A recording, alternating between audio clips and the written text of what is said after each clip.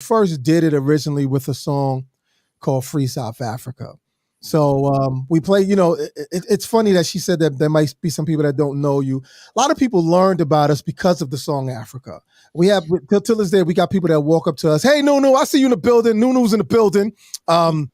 We have people that will walk up to us and say, yo, I learned all about Africa because of the record. Like, people didn't know Zimbabwe or Tanzania, Mozambique. They didn't know those places. And we also got to learn ourselves. We got that project, which was introduced to us by the Reverend Jesse Jackson. A young man gave Daddy on a group of tape, and he showed us what they were doing in Africa. They would put these ties around the people's neck, and they would put gasoline in, and they would light it on fire. And the guy told Daddy-O, he said, so Daddy-O, why nobody's talking about this? Isn't this what rappers do in your music? You talk about what's going on with your people.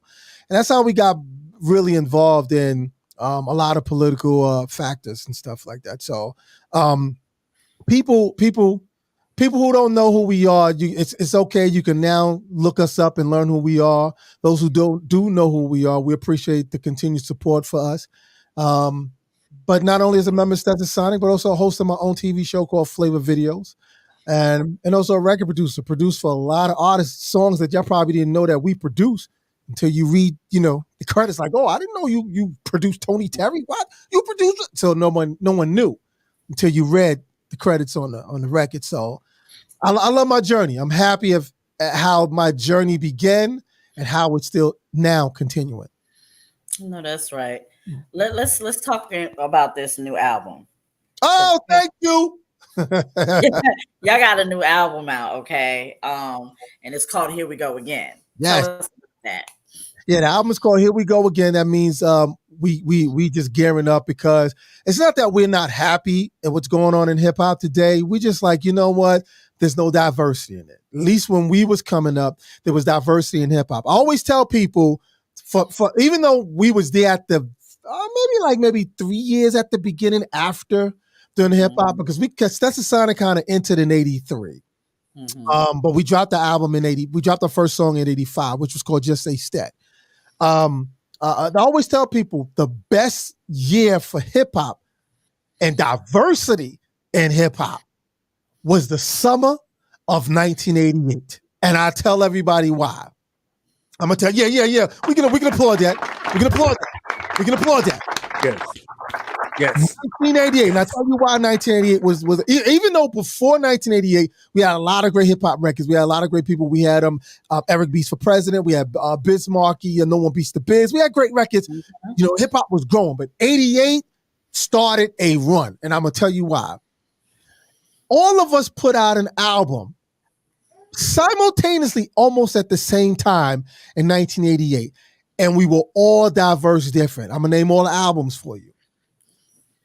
Biz Markie, MC Shan, mm-hmm. Coogee Rapper and DJ Polo, mm-hmm. Salt and Pepper, Salt with a Deadly Pepper, KRS One, My Philosophy, The Great Adventures of Slick Rick, Eric B. and Rakim, Let the Rhythm Hit Him, Stetsasonic in Full Gear, Public Enemy, It Takes a Nation to Hold Us Back, DJ Jazzie Jeff and the Fresh Prince, He's the Rapper, I'm the DJ, EPMD, Strictly Business.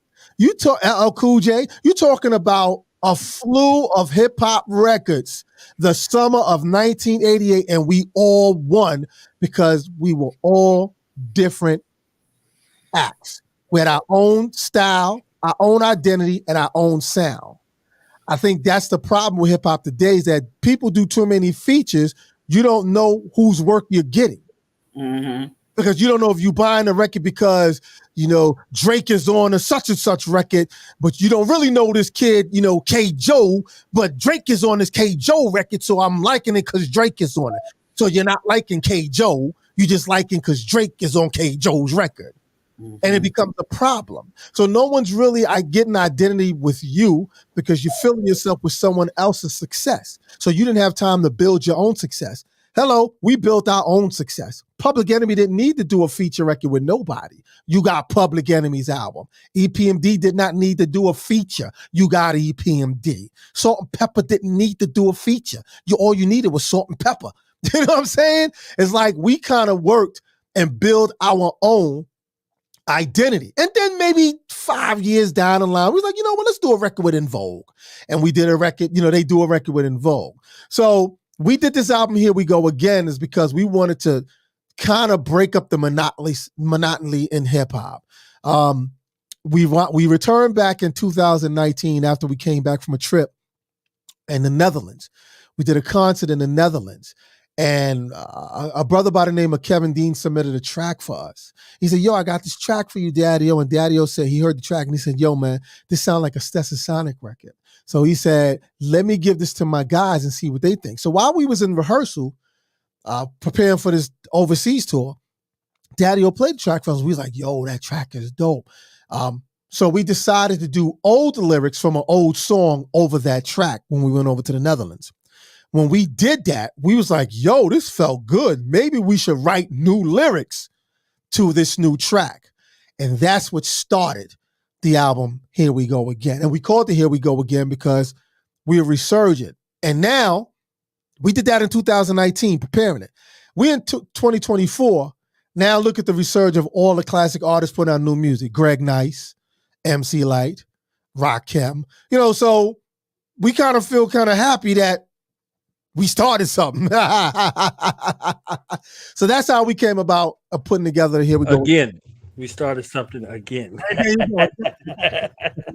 So we happy about that. So it's a great album. So for those who haven't heard it, you can get it, please. It's available now.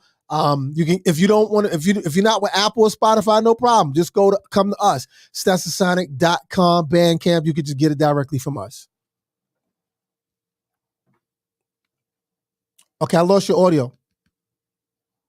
Tell me a little bit about the single that you got out now, Cypher. Oh, Cypher. Yeah, Cypher actually was the last song. You know what's funny about Stetsasonic, and y'all probably don't know this?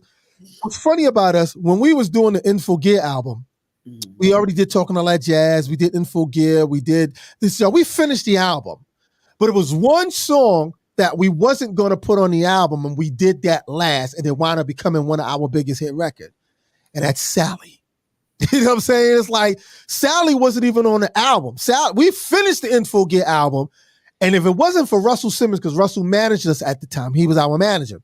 And he said, "Yo, that song is dope, you guys." So when we finished Sally was the last song that we finished. The album was prepared to go, and it's funny because that happened with Cypher. The album Here We Go Again was already done, ready to go. We had a TV one unsung that was airing April 14th, I think. And we wanted to have the album ready by April. So the album was done. But Cypher, I submitted it last with Smooth the Hustler on it and Marla Reigns on it. And Daddy-O said, we got to get this one finished. So we finished it just in time to put on the album. And again, like Sally, it became it's the most popular song from my album right now. Thank you to Smooth the Hustler. All I did was put a phone call out to Smooth the Hustler, and he was like, yo, B, send it to me, which I got. I called Marla. I'm not sure if y'all familiar with Marla Reigns, but Marla battled every dude in the Cypher contest back in, I think maybe it was late 90s or early 2000, and she beat all the dudes. And I think she got marked as the Source magazine's #1 battle rap female. And I called her and was like, yo, Marla, I'm going to send you a track. And she blessed us. So I'm glad that when we put out the phone calls, the people that I was supporting, I was hoping that they would support us. And they came through. A lot of people came through for us. Like, even when we did our TV one unsung, I put a call to Ice-T. I was like, yo, Ice, man. Because Ice-T taught with us. We work with Ice-T with the Rhyme Syndicate. So I'm thinking, let me put out phone calls to people. If we're going to do a TV one unsung, I'd rather it be our people that know us and that worked and traveled with us. So I got on the phone and called everybody. I called Ice-T. I called Chuck D. I called Roxanne Shante. Rest in peace, Mr. C. I called Mr. C. I called Milk D. I called everybody. And the thing that I love about those people is that when they saw my name show up in their phone, they picked it up. And that's what I appreciate. And that's how Cypher came about. Smooth the Hustler picked up the phone, Mala picked up the phone, and he blessed us with a joint. And it's one of the hottest joints, man. We winning with it right now. No, that's a dope track. Dope track. I got a chance to listen to it before we did the interview tonight. Thank you. Dope, very dope. Looking forward to the album. Yes. We also got to chat about some things behind the scenes before we started tonight, and which brings us to the topic of tonight. Okay, let's go. What we talking about? We're discussing tonight the hip hop culture from back then all the way up until now. We're gonna talk about the beefs and everything in between. Mm-hmm. So let's start with this Kendrick and Drake. Let's go from now to back a little bit, and we'll teeter-totter. Okay. So give me your personal thoughts on the Drake and Kendrick Lamar beef in a nutshell. Loved it. That's the nutshell. Loved it. What I liked about it was that let me give you what I liked about it and what I didn't like about it. What I liked about it was like, oh, so Drake ain't backing down. Kendrick ain't backing down because he's trying to prove I do this. And then Drake is like, well, I'm in here. I'm doing it. So I loved it. I loved how the way they were going at it. One thing I always say, and that happened during the Pac and Biggie beef, that when you get a coast involved, then it takes the fun out of it. Because there really wasn't, and I'm sorry, y'all can hate me, whoever's online tweaking on the Secretarian right now.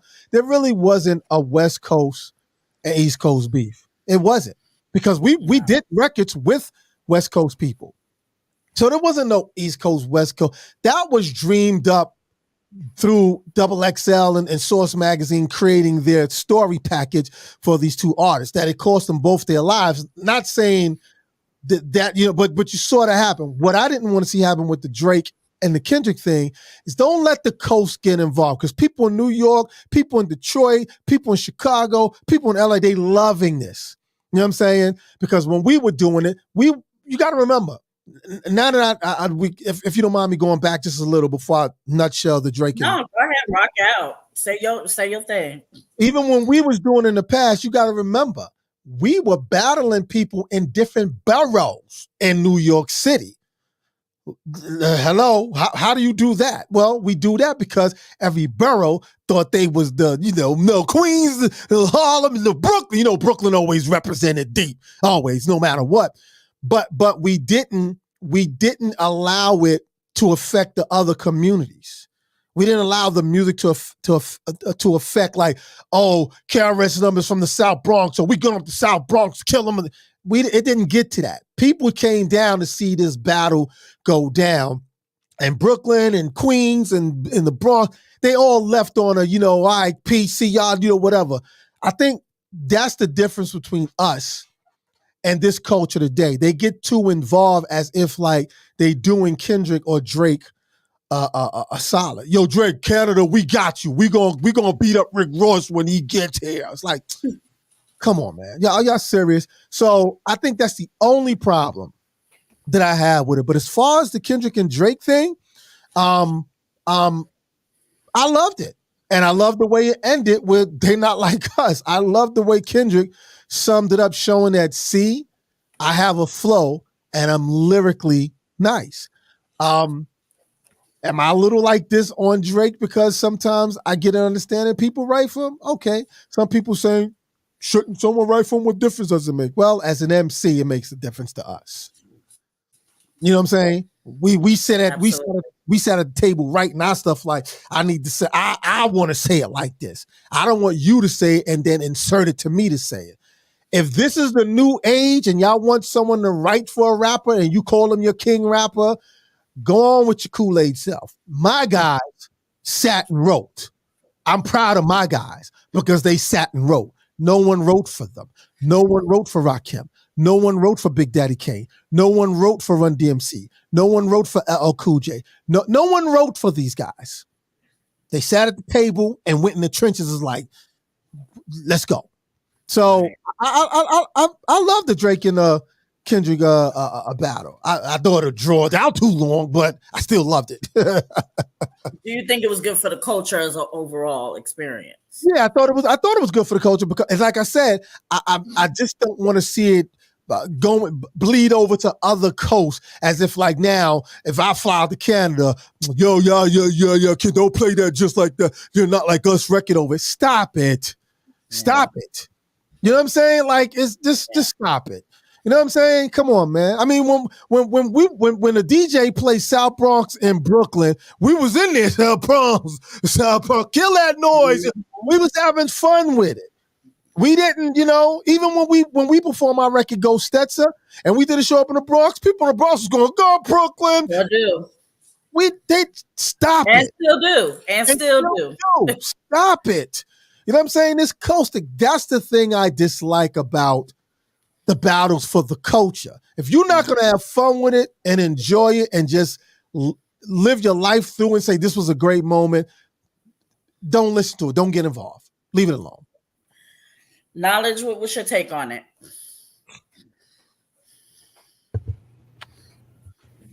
We here to discuss hip hop. You understand what I'm saying? I'm a reserved mind. We got a legend in here. You see what I'm saying? He lived through all of the things we read about and heard about. He did. So I would much rather focus on that. What was it like living out the times, the trials, the tribulations, the ups and downs of being an artist, being active, touring? Like, paint us the real picture. We only seeing whatever was on in the magazines first because there wasn't no TV, and then then it progressed from the magazines to the TV to the movies to the soundtracks to the thing that they said was only going to last 10 years. It was a fad. Rap was a fad. Okay, people was getting locked up for breakdancing and graffiti and all of these elements. Now that we fused together to this story, this is something that you live. So I'm very curious to see what that sojourn was like since the early 80s to now. Well, it was beautiful for us because one, we were young. Two, I always ask people who want to get into rap or want to be a rapper or be a rap artist. I always ask them. Well, they say, "Yo, I want to make a rap record. I'm gonna do a record." I said, "Well, what are you here for? What do you want to do? What do you really want to do?" Because that's a question that hey, peace, D. Anthony. I see you in the building. That's a question that I always ask people because when we got involved in hip hop, we got involved in it because we caught the back era of the disco era and the R&B era. Because when disco got pushed out, we still had our great R&B bands who was making hits. Kool and the Gang, Slave, like Just a Touch. We still had the R&B. We had Sky with Call Me. We still had our R&B heroes who were making the R&B funk records. So we still had a playground to play in because we had the love for music. We come from a musician background. So our reasons for getting involved in hip hop and music was to progress it musically and artistically. It's kind of strange for me to look at artists today and say the same thing with them because it's not. Because you see it in the work that it's not. Because you can see that someone's telling them, if it ain't broke, don't fix it. Well, we never had to fix anything that was broke. We just did our art. Whether it was different or whether you got it or not, we did it. I remember the first time somebody laughed at us and said, "What the hell is a hip-hop band?"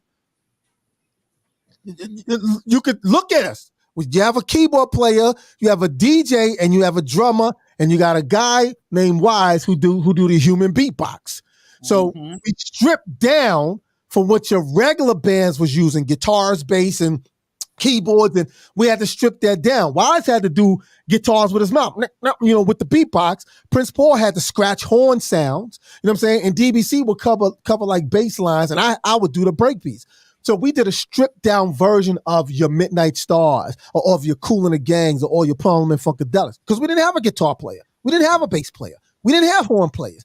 We had what hip hop used us to create with it. And that's where the DJ came in. So now a DJ, the turntable, is an instrument now because they made it. So for us, it was beautiful at that time because we were still experimenting things and we had fun showcasing it at clubs, particularly the Latin Quarters, because I was the DJ at the Latin Quarters Club. I got hired by Paradise Gray. He hired me to play at the Latin Quarter Squad. There was a lot of us there back then. Heather Hunter was working Kochak. Eddie Bell, brought us in. A lot of us was like, we was in the Latin quarters like when we wasn't supposed to be in there. We were young. But it was something happening in hip hop. And like I said, before 88 entered in, it was a beautiful time because everyone was testing their work.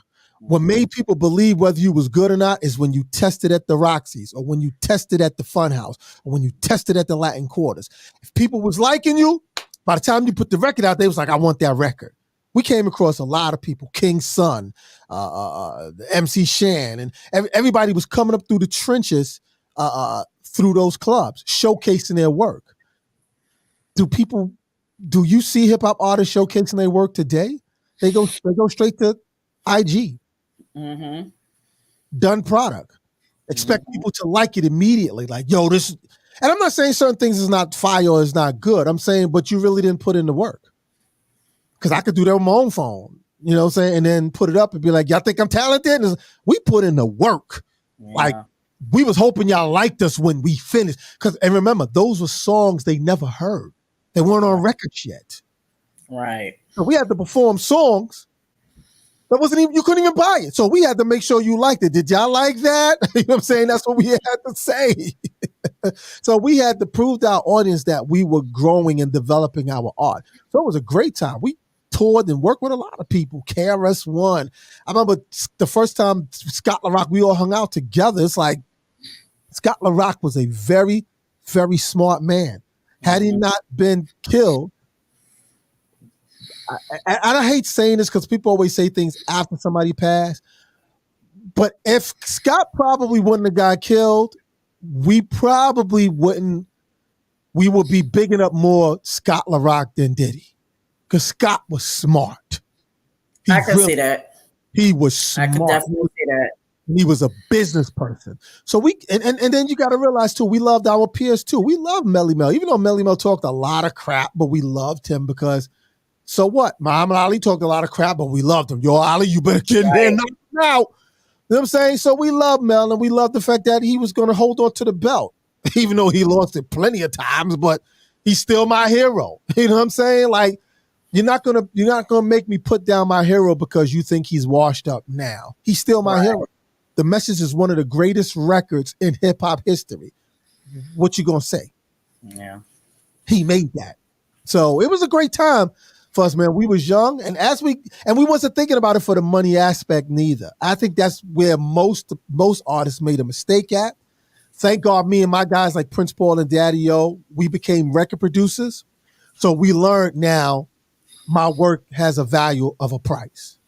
So that's what kept us surviving, making money as record producers and songwriters and screen movie, producing songs for movies and stuff. So, but in the beginning, we wasn't thinking about money. In the beginning, we was just like, yo, we want to hear Mr. Magic play this. You know what I'm saying? That's where he was at. So, a lot of people, I'm going to throw this person in there because she's like the talk right now. A lot of people think that she's like an abomination on the hip hop culture right now, Sexy Red. What's your take on her? Okay, I'll take the beatings. I can get beat up. I'll take it. There's a difference, and I'm going to say this so maybe some people may understand it, maybe some people won't understand it. Those who won't understand it, it's okay for them to feed you, because she's not the first person to be fed to people and really wasn't that great at what she does. There's a lot of artists, singers, and rappers who weren't great, but they fed them because it just looked goofy. Mm-hmm. So, Sexy Red to me is the only reason why I can big up someone like a Nicki Minaj, even though I was a little disappointed in Nicki at certain projects she took on, except for the last album. The last album, she actually did. She did her big one. She did the right thing with the last album. Because I got to see Nicki before she was Nicki Minaj, when she was Nicki Minaj, when she was a part of Bowlegged Loose from 4/4 Sons group called the Hood Stars. Come on now. So, and I had them on my show when I was doing flavor videos at the time. And Nicki can spit. Like, I was like, okay, Just make the record, Nikki, and you gonna be that chick. Everybody gonna wanna, that cypher chick. You know what I'm saying? Unfortunately, they found a gimmick so that the money can be made. I get it. So I'm not gonna dump on Nikki. I just wish they would have made the hip hop record first before they made the hip hop records. Mm-hmm. But it worked for her. But the last album, she did the right one. So she gets the assignment. Late, the better than ever. She's not that. Sexy Red is not that. She's not that. If I told Sexy Red to get in a cypher with one of my girls, Rah Digga, anybody, she will be cremated. All you're gonna get a cypher with Rah and who else? All you're gonna get from her is bow, bow, bow, bow. That's all you're gonna get. Yeah. That's all you're gonna get. Yeah, you're gonna get cap lines. That's it. And cap lines is good when you want to make a hook. A cypher is not about a hook. Cypher is not about hooks. Cypher is about get in the and box. That's what it is. Make your points. Ciphers, you don't win with cap hooks. You don't win with bow, bow, bow. Everybody in the place say bow, bow. You don't win with that in ciphers. We don't do hooks in ciphers. You go in ciphers. Lyrically, bar for bar, toe to toe, tap to tap. We'll fill the points. So to answer your question, she's not my pick of the litter. She's not. If people want to hate on me for saying that, I'll take the punches. I took mad punches when I just do my flavor video shows. Whatever. Enjoy the cotton candy, because when the cotton candy's over, you're going to be the same people saying she whack now. Why is she not whack now? Why she got to be whack later when she's not staying relevant? Because they're going to be sick of that. They're going to get sick. And listen, people are going to turn 40 years old and they're going to be like, she's still doing that? You know what I'm saying? When is it over? What about the who they're calling the princess right now of what's her name? Ice Spice. Ice Spice? Well, you know what? I kind of a little like Ice Spice. No. Let me rephrase that. I kind of like a particular song from Ice Spice. Mm-hmm. Do I think she can crank out a authentic hip hop joint? No. I think, again, if it ain't broke, don't fix it. Make another one of those again. Make another. What y'all want to do? All right. What kind of record we gonna do? The Color of Your Pussy this time? Okay, make that one. No one made a record called My Pussy Color Is. No one made that record yet. You can make that Ice Spice. That's how they get them. It's cotton candy. That's how they get them. We need cap songs. We got a lot of money involved here.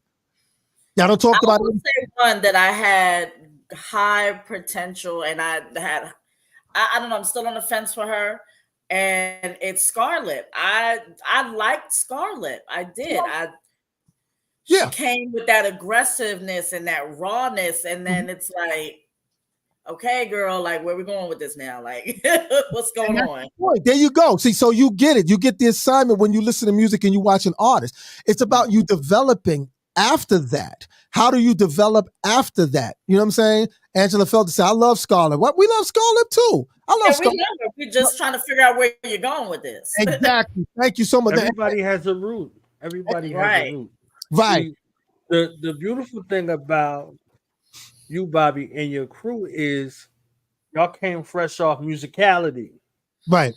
There's no through line in between. So they see things that are already processed and trying to process the process after the process was processed. Exactly. In the pantheon of female MCs, you go back to MC Debbie D.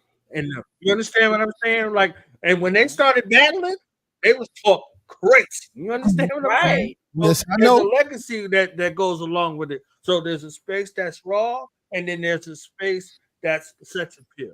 You see what I'm saying? So finding the commonality in between, and then who's pushing you? Exactly. See what I'm saying? Who's pushing you? That's another thing. You see what I'm saying? So if you don't get absorbed by a crew, like to add additional context, the Nelly that we heard wasn't the Nelly that was in the hood. Right. Right. That he created a big enough buzz for somebody to come see him, and it was like, oh, okay, he got this kind of appeal. We're gonna push him like this. Right. He wasn't rapping like that at home, and you could tell by the people that was rolling with him. They wasn't. You understand what I'm saying? There was something different. So they found a way to market that. So I think that marketing mix that they try to reinvent people, it works sometimes, but it don't work all the time. Right. You see what I'm saying? Right, so now people trying to adopt a formula. But you look at the pantheon of female MCs, they all fit in that mold. But I don't think a female MC, and I will love to hear your thoughts on that. In 51 years of hip hop, I still don't think female MCs get the do that they do for the work that they put in.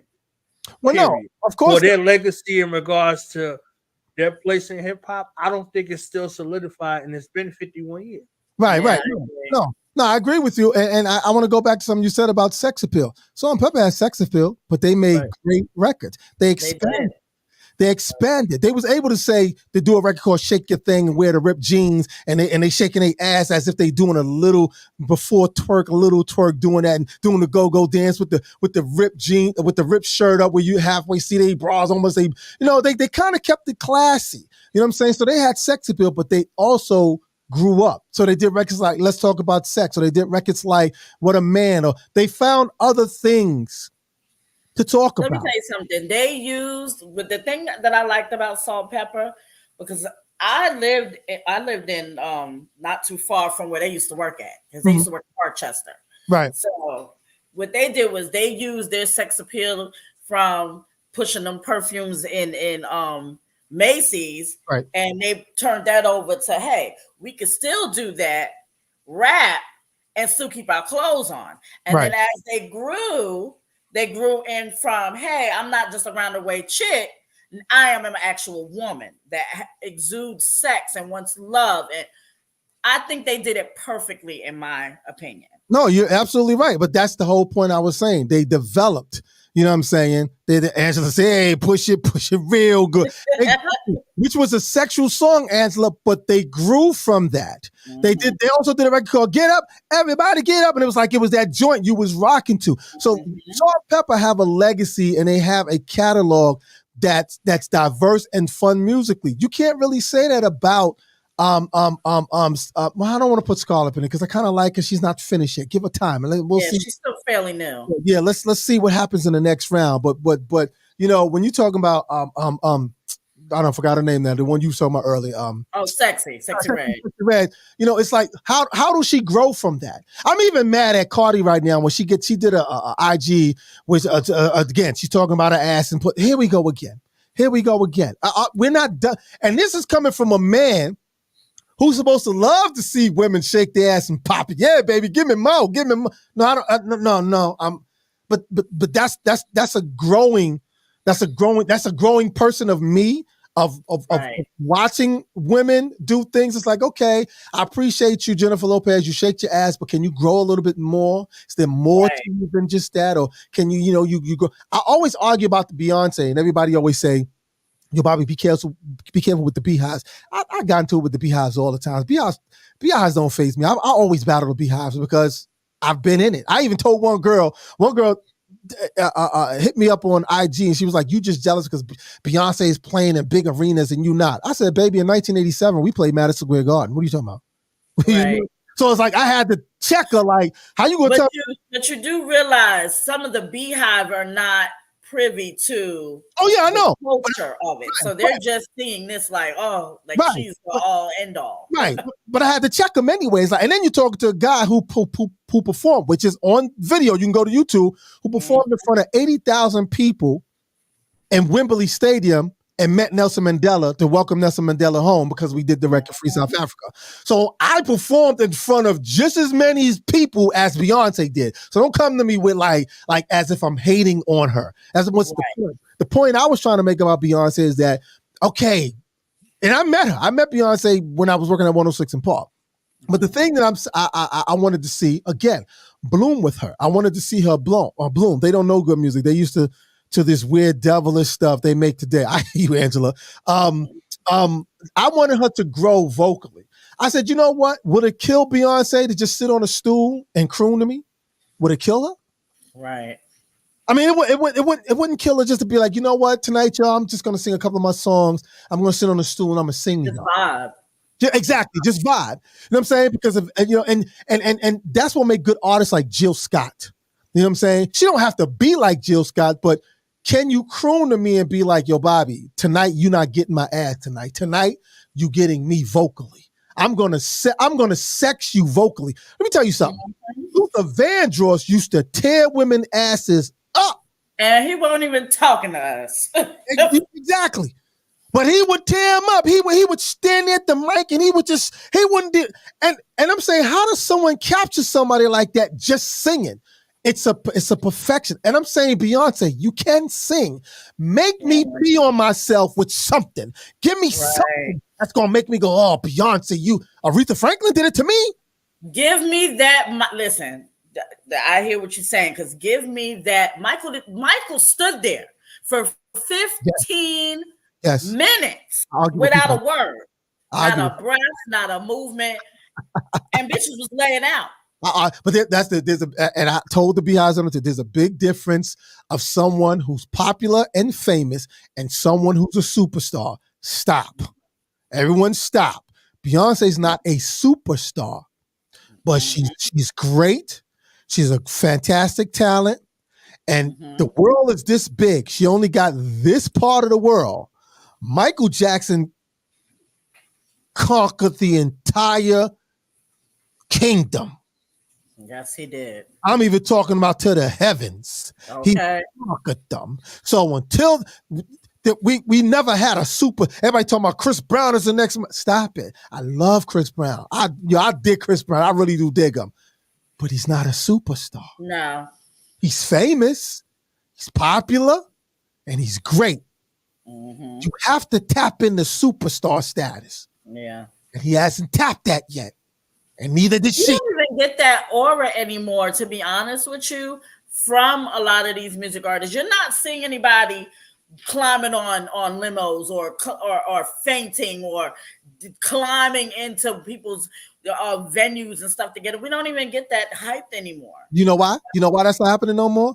The reason why it's not happening no more because people feel they already know you through IG and social media. Mm-hmm. So when they get to meet you in person, they're not really fanning out. They're getting fun of Beyonce, just take this picture with me real quick. So the excitement of being there is more about getting the photo than when Michael Jackson did it. If Michael Jackson stepped out of the car, you was like, it's like, could you there was no other way to see him except for if you bought the magazines or if you saw the video on television. You know what I'm saying? No. We didn't have that closeness to Michael Jackson via social media. We didn't have that. If Michael Jackson was on social media, we'd probably be like, you know what, Michael, we burnt out by you now. You know what? Right. You're on social media. You and Bubbles gonna have a seat for a day. Right. Thank you. But we tried to do this to Michael and we couldn't get to him. You can get to Beyonce. It's easier. Jazzie and Beyonce come to New York. You'd be like, there's B&J on the bus. They ride up. Let me get that. They be on the subways. They be all types of stuff. It's so I'm saying superstar status is when they shut the city down. Right. Michael Jackson came to New York, shut the city down. He did. That black people was mad. It was like, you know what, I love you, Michael, but I got to get to work. Right. You know what I'm saying? He shut the city down. There's a big difference of a superstar and someone who's just famous. Yeah. It's a big difference. Now, people could be famous on their own. Look at the Hot Tour girl. Hot Tour, she famous. She famous. She's famous now for nothing. You hear me, Knowledge? She's famous for nothing. It's easy to be famous for nothing. Michael Jackson worked on his craft since the time he was 6 years old and then reinvented his craft again. Yep. And then again. Exactly. And then again. So you could be that's what put him in superstar cactus. You know what I'm saying? Was the fact that he developed. Okay, I'm famous, but I don't want. I'm even talking about to the point that we saw the difference in the changes in his face and how he was looking. All of that played a part of him going into superstar extravaganza, along with the music. He had great songs that was produced well and written for him, and songs that he written himself. So there's a big difference between a superstar and somebody who's famous. Hot Tour is famous. And they said he was a guy. If y'all watch This Is It, they said he was a guy that remembered every word of every song. Not only did he remember every word of every song, but every harmonic of every song that he ever performed. Yeah, every bit of it. You know what I'm saying? Like that's a whole nother level of thing. They like most of the singers we work with, they don't remember the songs. We got to help them out in the background and play over them and all of that. Every word of every song and every harmonic. Beat the hell out nowadays. So they, yeah, again, the development is no longer there. Somebody said, I remember Jermaine Dupri was online talking about, they talking about there was no developed artist, and he said he don't recall ever any artist being developed or having a developing company. And then a lot of us, we didn't check them, but we kind of remind them that Motown had a development company because everybody in Motown was developed to be who they are, today. So he was like, okay, I get it now. But the reason why Jermaine Dupri didn't have to develop his act because he introduced them to the way they were. He used the corporation of hip hop and R&B like, y'all could just be yourselves. Wear your baggy pants like Jodeci and them did and your Timberland boots and sing. That was your R&B groups. New Edition was the only group that stayed to the tradition. They were the only group that stayed to the tradition. When New Edition performed, we putting on the suits, the matching suits. We got the perfect dance steps. But when we Belle Biv DeVoe, we're a whole nother group. Right. You know what I'm saying? So when you Ralph Tresvant or when you this person, everything was broken down like fractions with New Edition. Exactly. But when you're New Edition, you're getting this. You're getting the suits. Right. And that's why they are the greatest R&B group of our generation. Big shout out to my man Ralph Tresvant because that's my boy. We really cool. I spoke to him like 3 weeks ago before he hit Vegas, and that's why I said they now could or should be inducted into the Rock and Roll Hall of Fame. You're talking about over 40 years of a group, not only as New Edition but separately donated to Black music and entertainment. So when you don't have those kind of acts no more, man, this is what we're getting. And don't get me wrong. There's a few groups that's kind of coming through the cracks that I like. I loved everything Bruno Mars and Anderson .Paak did. That had to be the greatest Silk Sonic album. I was like, they actually brought back that sound back for a little while. Like it put you back in that whole era, that whole vibe. Like I'm even liking Marsha Ambrose's new album. I'm liking that, the one that Dr. Dre did. I'm kind of liking that a little. You know what I'm saying? I'm just going back and say this. Listen, y'all. Bruno did some things in this time from the time where he couldn't do it from his time. You see what I'm saying? So being able to bring things forward, he was able to reinvent himself. Right. So I mean, just say this. Sonic Tree, I want to ask real quick. Thing. I love Marsha Ambrosia. I do.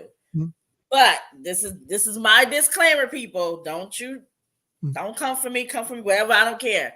Please stop using my girl for BET tributes, please. Let her do her own thing. Right. Please. Yeah. I'm with you on that one though. Yeah. That's true though, because they could have found lots of other people to do, but it's BET. I don't even want to talk about that because I'm very, very disappointed in how they even producing their award shows now. I'm done with them. I'm done with them. I'm watching PBS. I'm done. Not PBS. Damn. PBS do more better award shows than them. I'm done with them. Shoot. Honey, I didn't like how they handled none of the anniversary, none of it. It was just all disappointing to me. Yeah. All of it. Yeah, it was. All of it. I'm done with it. Now, I'm sorry, Knowledge. What you was gonna say? You said you want to ask something. It was all good. We've been talking about legacy, quote unquote, for a lack of a better word. Stetsasonics tree. How vast is the tree, and what are some things that people don't know that Stetsasonic was involved in, inspired by, might have set some things into motion behind the scenes? Well, I know one in particular. So I'm gonna break everybody down for you. Stetsasonic legacy. People don't. I guess people have to learn about it. So I guess to your audience that's watching now, for those who don't know, I'm gonna tell y'all Stetsasonics individual members legacy, and you can also Google it. You can do that. That's what I'm going to tell you, so you can find it yourself. Let's start with number one. Let's start with Daddy-O. Daddy-O, who wanted to becoming one of the greatest producers in hip hop. He's actually the producer. He produced the Milk Audio 2 top billing song. That Go Brooklyn, that's us. You hear us in that. He also was responsible for Mary J. Blige's Real Love record. I always tell this story all the time. When Puff asked Daddy-O to work with Daddy-O, he said, yo, we got to do a remix to this because the album is going to drop and we need something that's going to be a banger. And since you're the original producer of Top Billin', can we come up with something? So D came up with something in his house. I witnessed this in Daddy-O's house when he lived in Brooklyn on Putnam and Gates. And Biggie was in the house. That was the first time I met Biggie. So let me make this clear to everybody. I wasn't friends with Biggie. Daddy-O and Biggie were friends. I just met him on several occasions.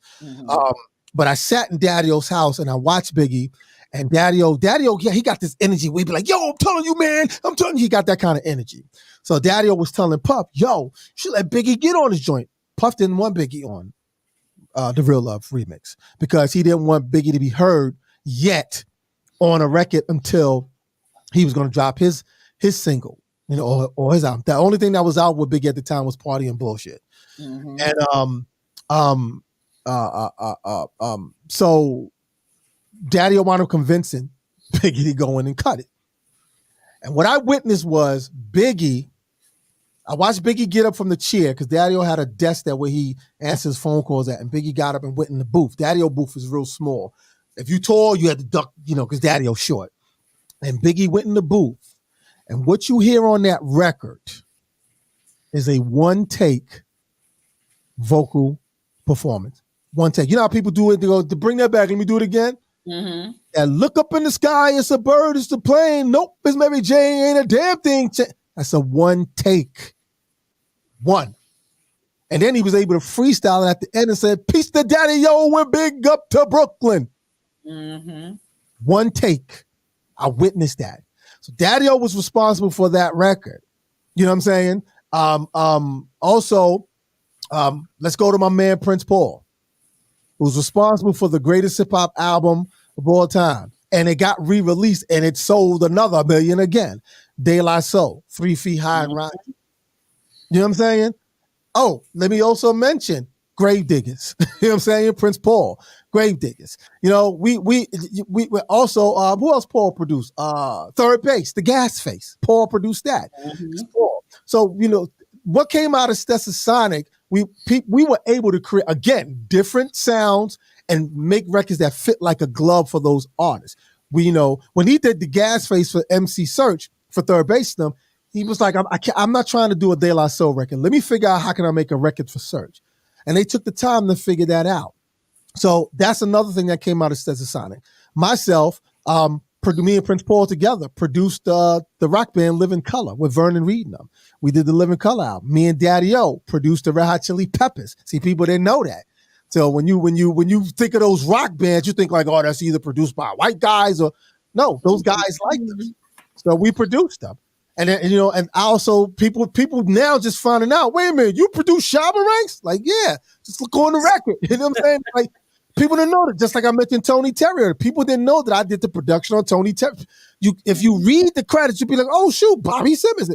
So we was able to expand our tree as Stetsasonic and branch out so that when you follow us, you'll go through a trail.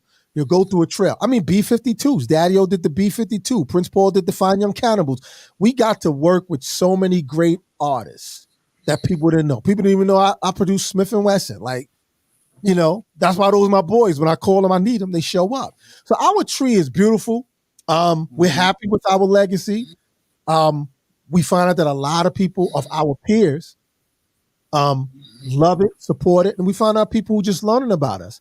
Like, wow, we didn't know you guys were doing that stuff. You guys were really great at what you've done. And that goes back to now, coinciding with the new album, Here We Go Again. We just do what we think feels good. We don't want to sound outdated. We're not trying to make records that go to the beat, but we ain't trying to make those kind of records. We're just trying to find a way how to incorporate ourselves with this new technology of style, but keep the old style as well. And it's working for us. So we're happy with our tree and our legacy. And for those who didn't know the work, you can find the work. Also Daddy-O did commercials. Remember the commercial, Polly-O string cheese? Yeah. Yeah.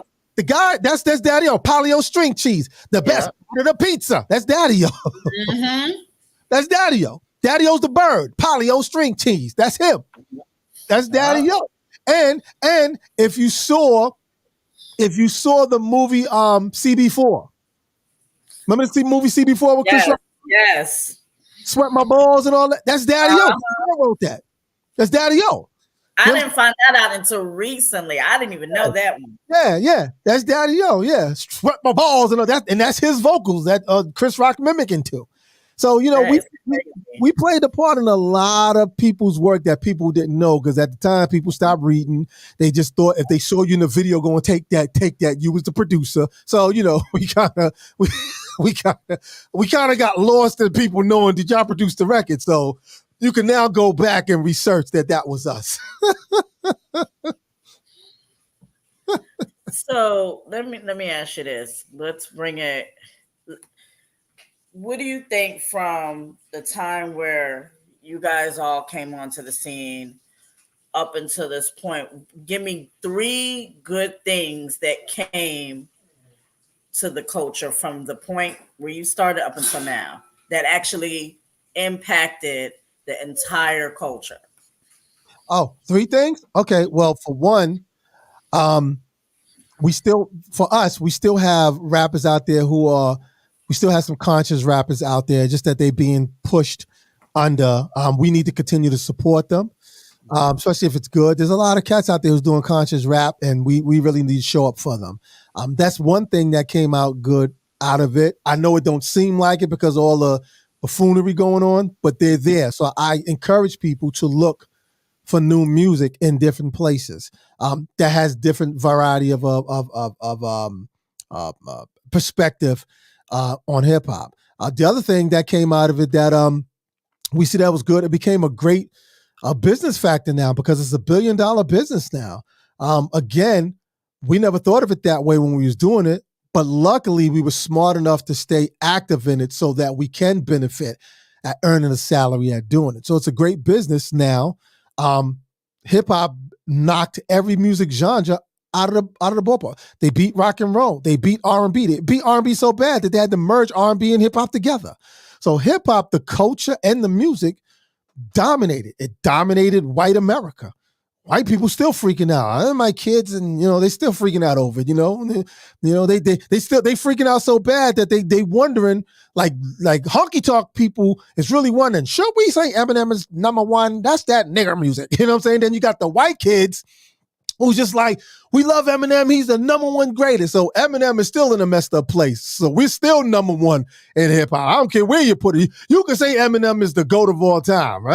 There's some honky tonk rednecks still talking about, he's into that nigger music. Trust me, they're out there. We know they're out there. You know what I'm saying? You see them even when they speak on social media. They're out there. So Eminem, I love you because you're my dude. I respect you. You're doing your thing. But your redneck honky tonk people, they don't want you influenced by this nigger music. You know what I'm saying? It's like, that's what they look at. But we're glad that it became global. It's a global thing in Africa, all other continents. We're happy about that.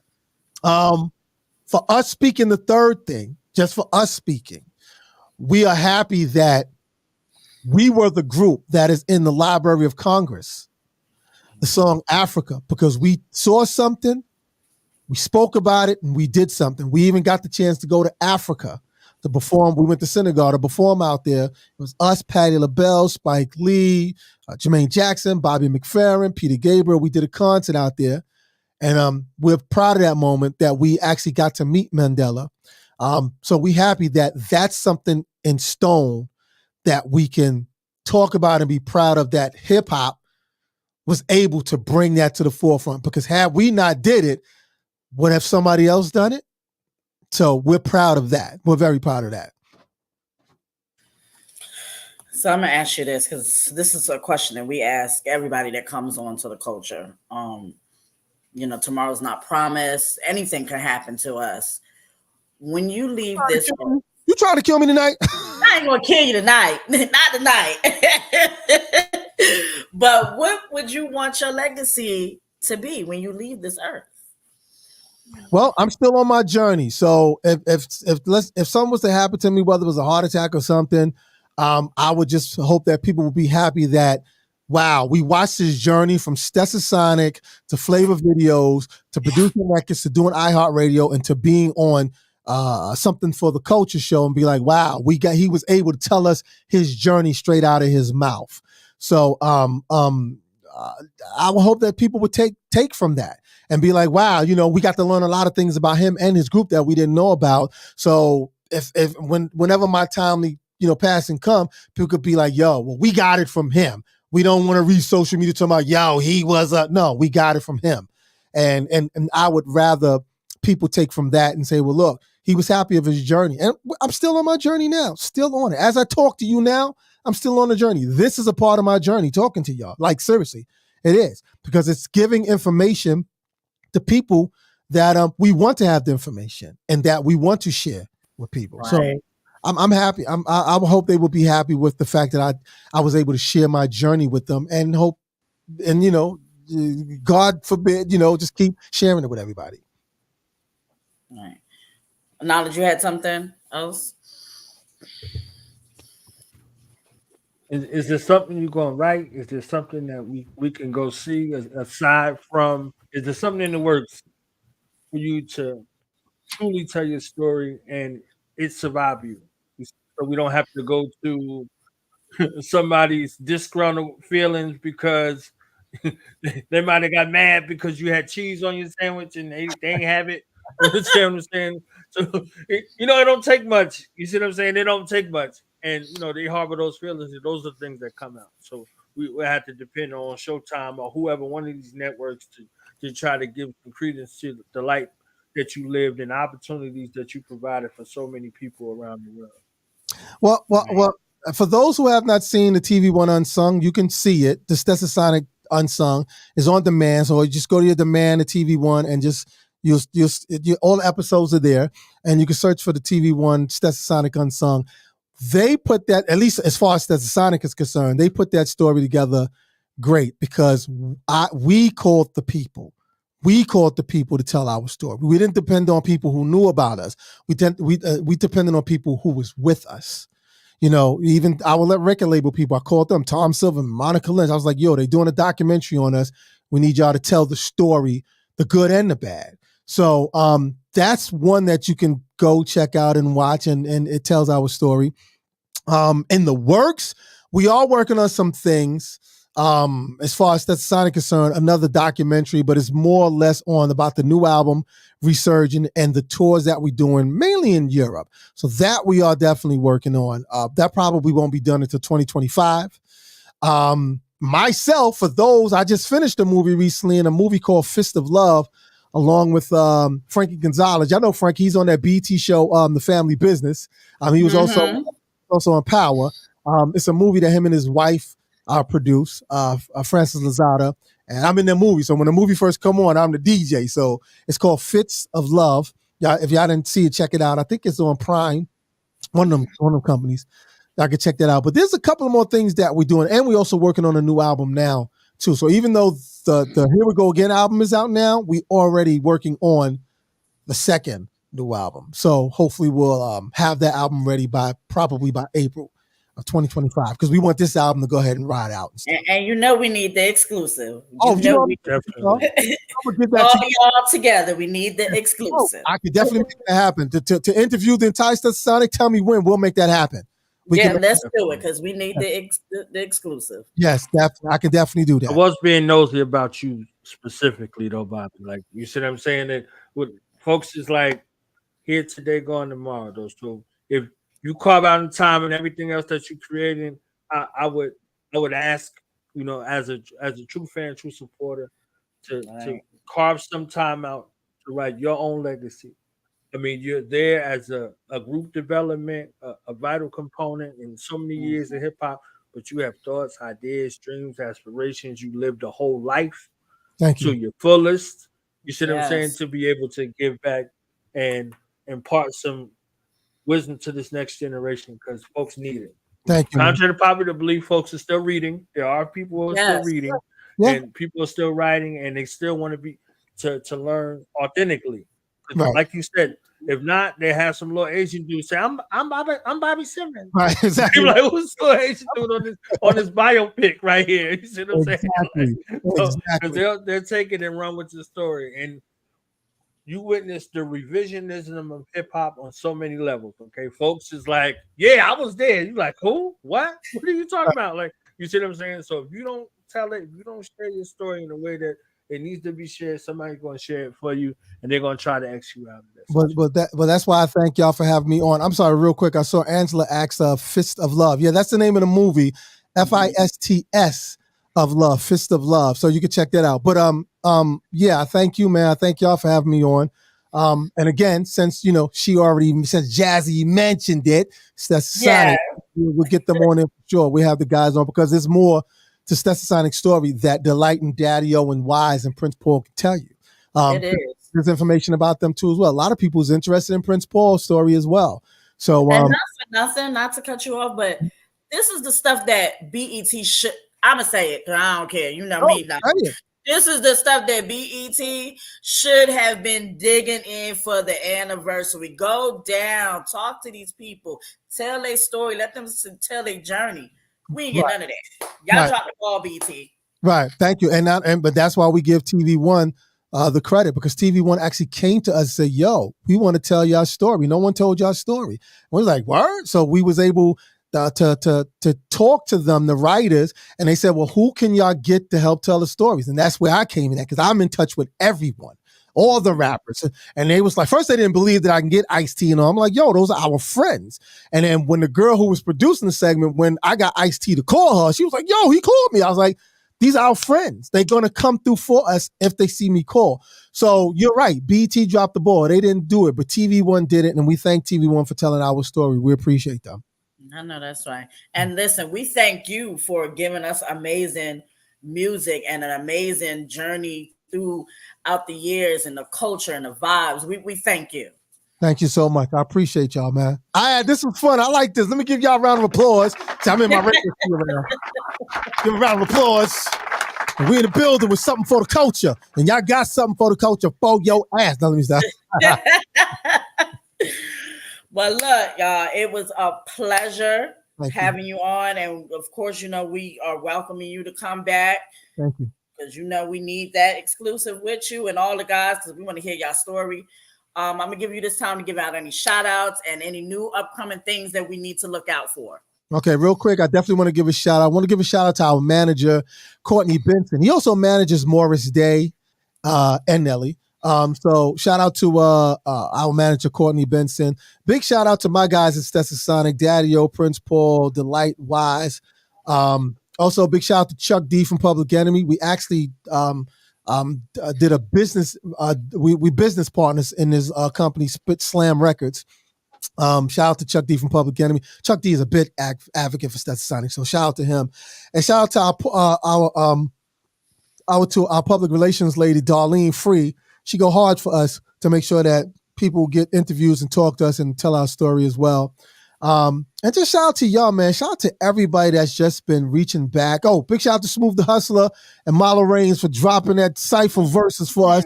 Because part 2 is on his way, and y'all will not believe who's going to be on part 2. I got to come back for y'all for that. But part 2. You know where to hit me at. Yeah. So, but shout out to them, and just shout out to everybody, man. Please get the album. Here we go again. It is available now.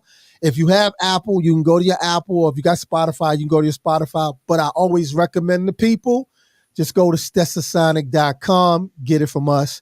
You know what I'm saying? We'll appreciate it if y'all, But if you have Apple, we don't mind you going to Apple, get it there neither, or Spotify. And y'all go run them numbers up on that video. Go run it up.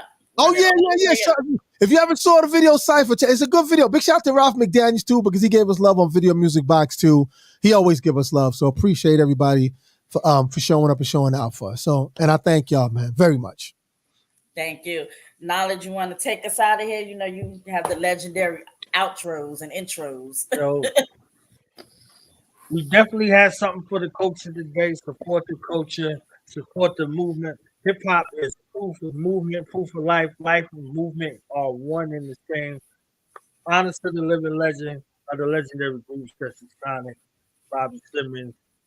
Harass him, okay? Harass his schedule, get him booked, busy, crazy, all over the universe. Right? I need to be hearing about him doing joints in Pluto.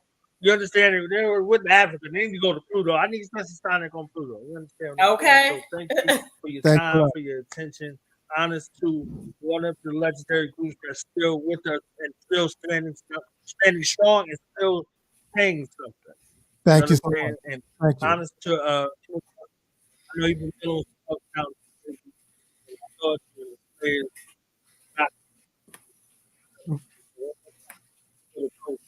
But,